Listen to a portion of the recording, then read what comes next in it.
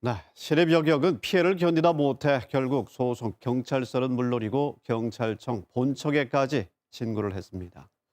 하지만 경찰의 사후 조치는 기대 이하였습니다. 특히 2차 피해를 방지하기 위한 가해자와 피해자의 분리 조치조차 진행되지 않았습니다. 계속해서 조휴연 기자입니다. 피해 여성은 최초 피해 발생 1년여 만에 소속 경찰서와 경찰청 본청에 성희롱 등의 피해를 신고했습니다. 이후 내부 수사 결과 가해자로 지목된 남성 경찰관 3명이 각종 불법을 저지른 게 인정돼 이 사건은 검찰로 넘어갔습니다. 그런데 이들에게 적용된 혐의는 직권남용과 개인정보보호법 위반 등이었습니다. 명예훼손은 무혐의 처리됐고 성희롱 부분은 빠졌습니다. 피해자와 최초 가해자로 지목된 남성의 주장이 대립된다는 이유였습니다. 이게 일단은 사실관계 여부가 확실하지가 않기 때문에 명예훼손 그 결과를 보고 조치에 대해서 좀 고민을 해보자 이렇게 해서 몇 번 협의를 했고요.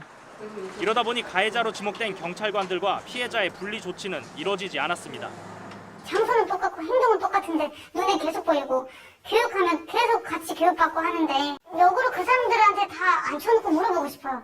내가 당신들 딸이고 당신들 동생이고 조카면 이렇게 할 수 있는지. 피해 여성은 수사 담당자들이 피해자 보호나 진실 규명보다는 관련 내용이 밖으로 새어나가는 걸 더 걱정하는 듯 했다고 주장합니다. 기자들이 우리 경찰 싫어하는 거 모르냐. 그건 절대 말하면 안 돼요 라고 저한테 얘기를 하면서 그 자리에 왜 있을까라는 생각이 들었어. 다 피해자 보호하고 있으면서 그 자리에 왜 있을까. 그런 거에서 그냥 분노를 느끼고.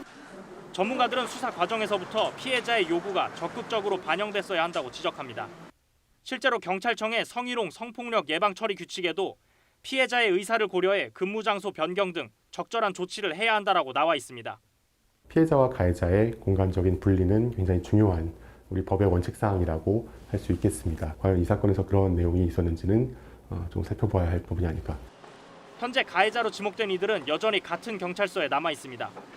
피해 여성만 올해 2월 다른 경찰서로 옮겼습니다.